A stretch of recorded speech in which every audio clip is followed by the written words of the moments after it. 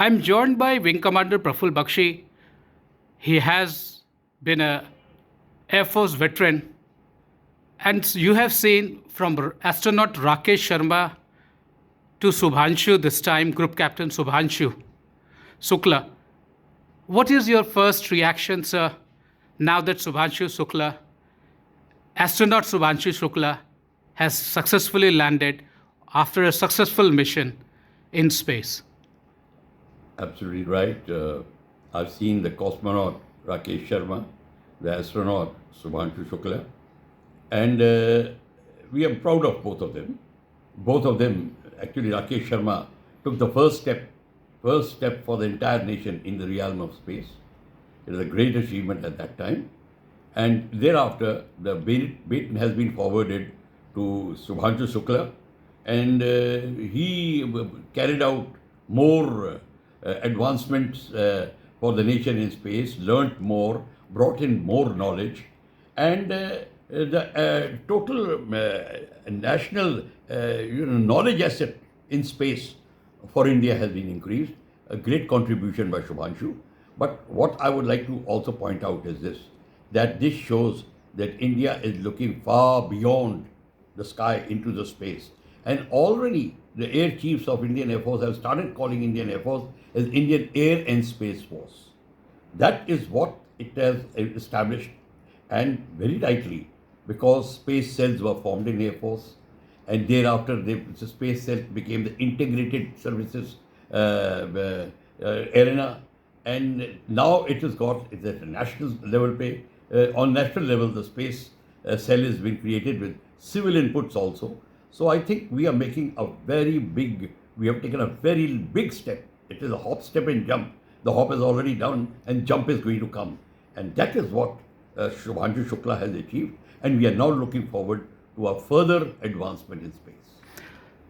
There is always a flip side, or you call it critics will come in and pitch in.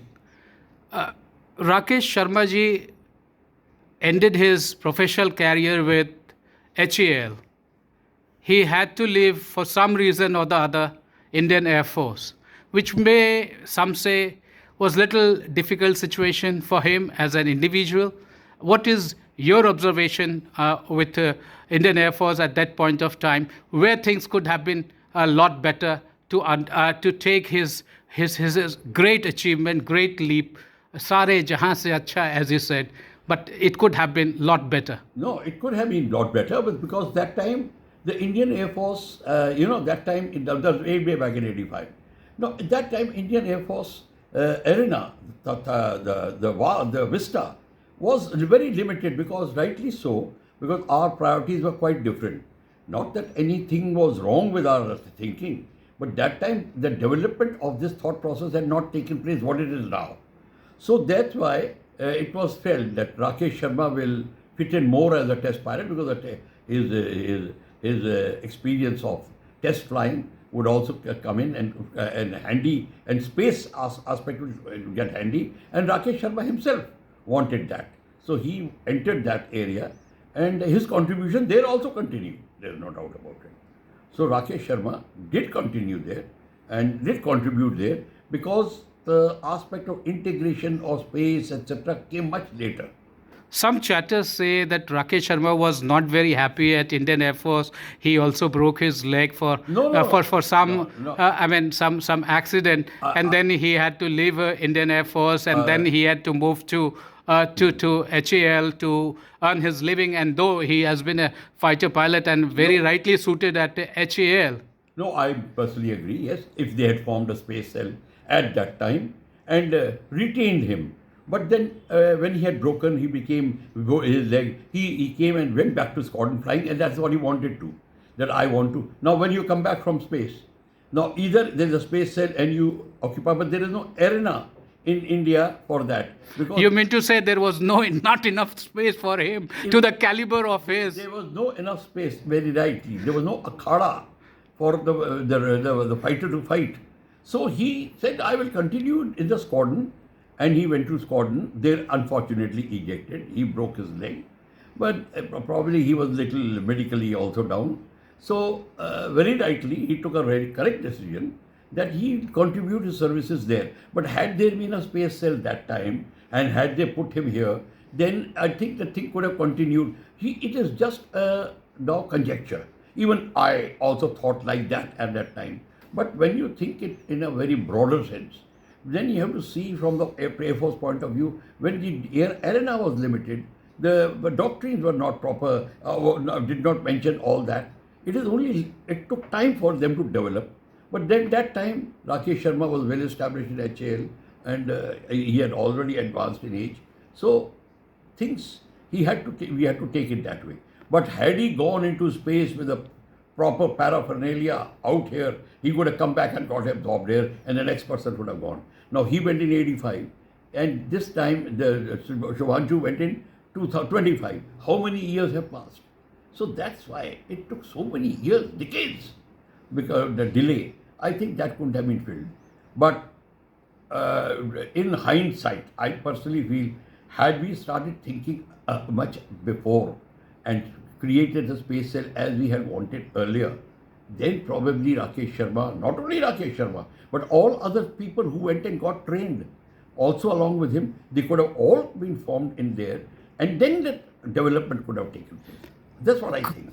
Group Captain Subhanshu Shukla, we have not seen Rakesh Sharma around. The accolade Subhanshu Shukla deservedly get, and he has audience with the president, with the Raksha Mantri, with the Science and Technology Minister, with the Prime Minister, who is always ready to encourage. I personally agree. I agree with you.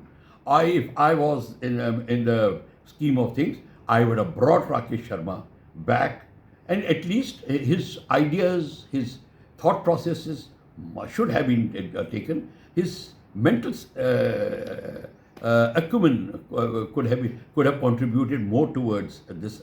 Some ideas, some very good ideas could have come from. What I mean to say is, yes, you are right. We could have utilized him more. At least we could have brought him back. At least we could have felicitated him in this. Is he aggrieved? I don't think so. No, he's a sportsman. He has taken it very sportingly. No, he is not aggrieved. Let's move forward. No, I would be aggrieved. You would be aggrieved. But I know Rakesh personally well. I've spoken to him. He told me, sir, let it be. He told me. I've met him personally in Uttarakhand. Sir, as veteran of Air Force and a pioneer, one of the pioneers in India, India has got a space force now in place. A little bit of blueprint has come. Where do you see Subhanshu Shukla fitting into it, yes, into this Indian Air Force scheme of things, and certainly in the Space Force?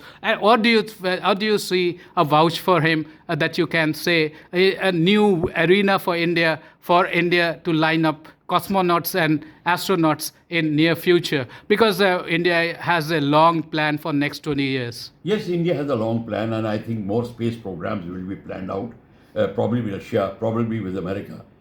I cannot say that, I don't know. But we should open our doors.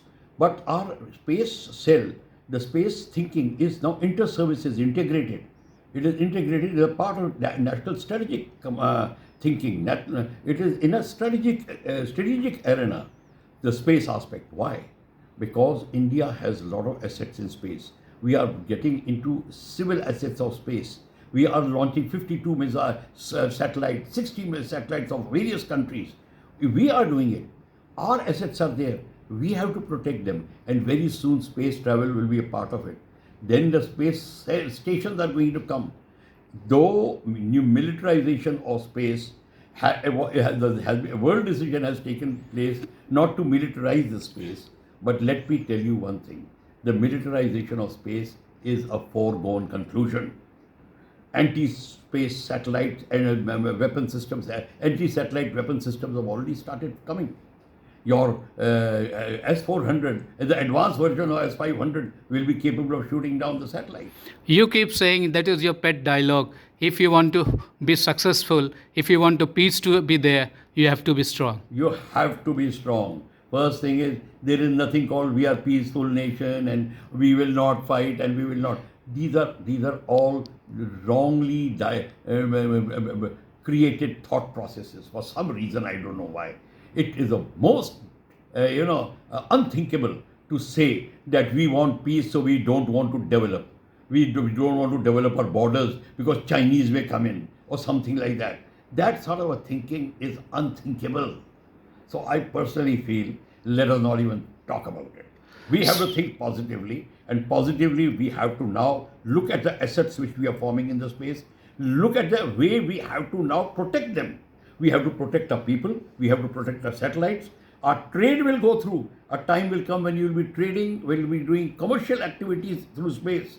Who will protect that? Like a sea the protection, the sea assets they require. Our merchant navy requires protection. Our merchant shipping requires protection. Our space shipping will require protection. The passengers will be traveling through space. There will be hostages taken in space. There are so many things which are coming up. Let me assure you, if you don't wake up to this and don't work towards this and only keep talking in terms of peace and all, that doesn't work and doesn't function. Yes, peace will only come when you have the weapon in your hand. Let me tell you, if you don't have a weapon in your hand, people will just laugh at you and kick you. That's what it is. Two questions. One is with Chief of Defence Staff, this position is most coveted. Do you see that this will help in integrating the Space Force, because you require Air Force, you require IT, you require a lot of technical know-how, and at the same time satellite and space, the big world is there unexplored. Yeah, you see, integration, the space got into integrated command way back before 2004. They're there. My friends were there, posted there. The integration, all the three services will be looking at the space, because space envelope is over the Air Force arena, Army arena, Naval arena, under national arena, including the civil aviation arena. So space is going to be umbrella for everybody. So it is, everybody has to become a bulwark, a strengthening force to hold that umbrella up. So everybody's contribution is required. That is why this integrated thinking has to be done at a national level.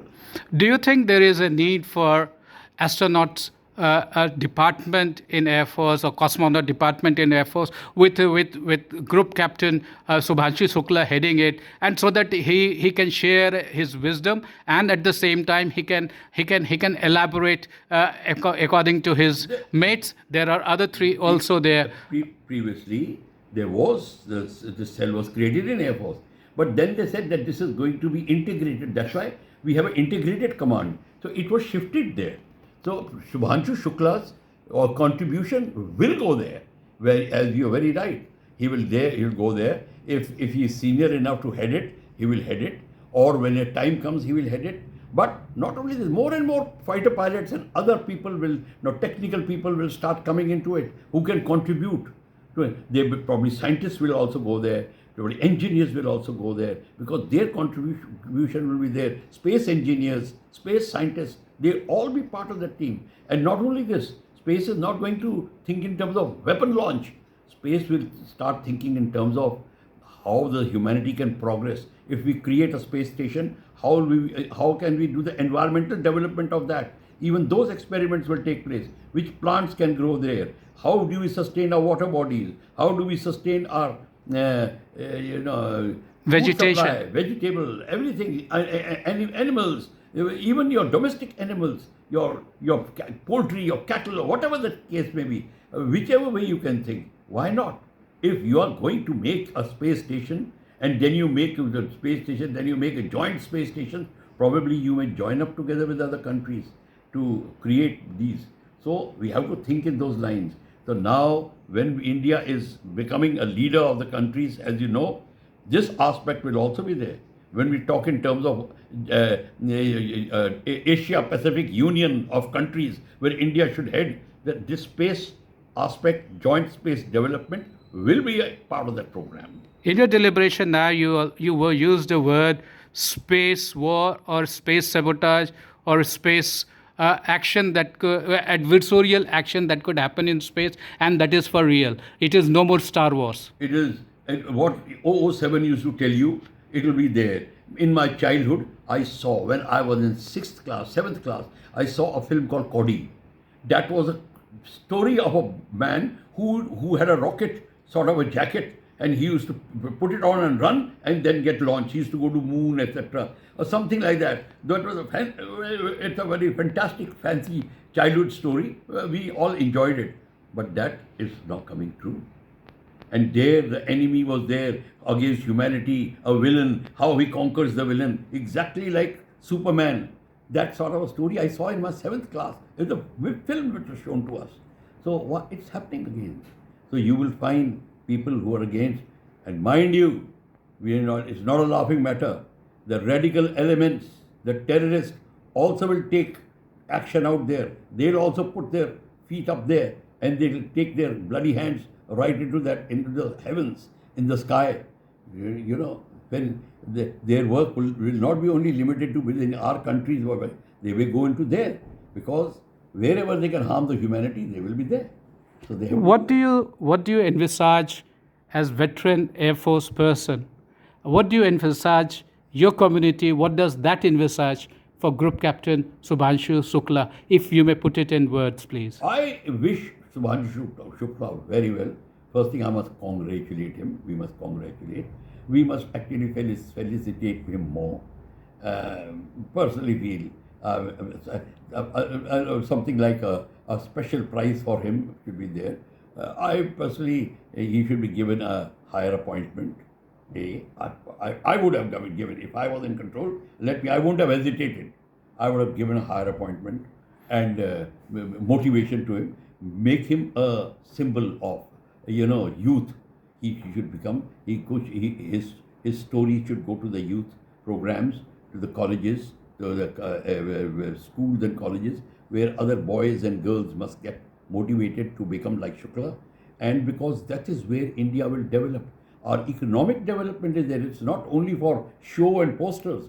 At least our economic development, strategic development in the next 50 years will be in space. We have to think about it. So 2047 is arriving very soon. I think by that time, this thought process would have taken seed and the plant will be already start growing on this thought process. We have to think of it. I am not talking of Ramayana and Mahabharat Kal. It was there already. This thought process is in our shlokas. If you read some Sanskrit slok, you will find how satellites can maneuver, take photographs, warfare. There are shloks on it. It is all coming true. And I think Air Force must take a lead in this.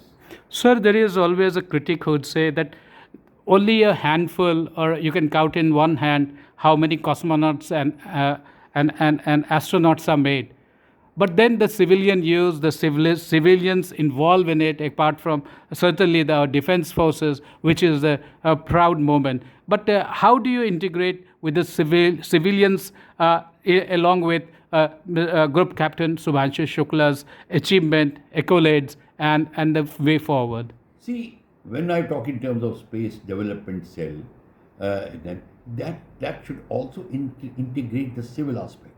We should not limit to the military aspect. We should integrate like civil aviation. I personally felt, I had written a paper long back where I had said that civil aviation and Air Force must work together, where some people did laugh at me. But that everybody felt later on, a lot of things would have solved. And now we can do that.